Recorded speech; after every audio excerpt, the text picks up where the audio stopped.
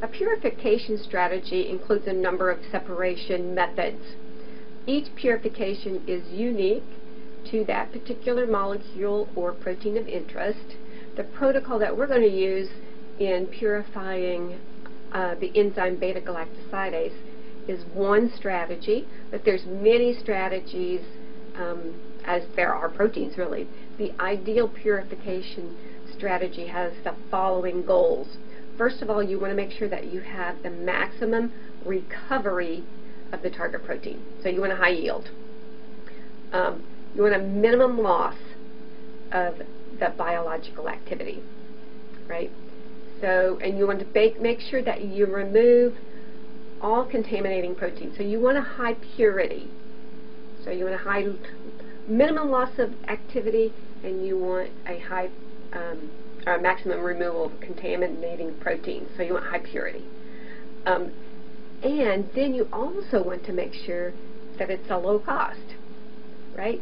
So those are going to determine what kind of purification strategy that you're going to have. Cost is pretty simple, right?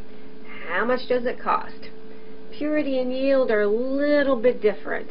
So that's where you have to optimize your particular purification strategy.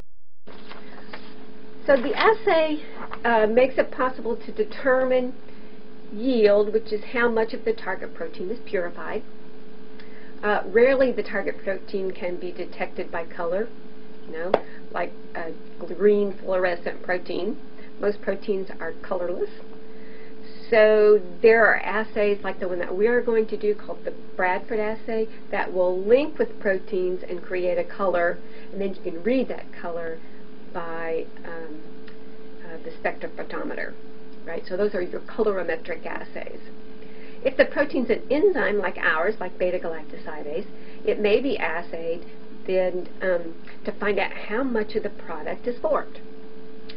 In those cases, you can also use the colorimetric assay and then see how much or quantify how much of that has been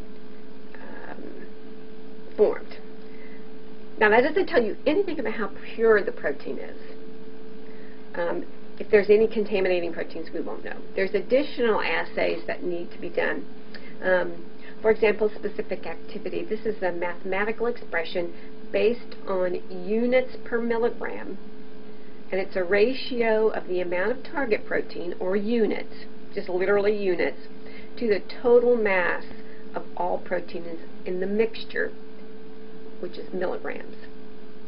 So after each purification step that we do, we're going to remove an aliquot in the mixture and analyze it for both purity and yield. As the purification progresses, the specific activity should increase.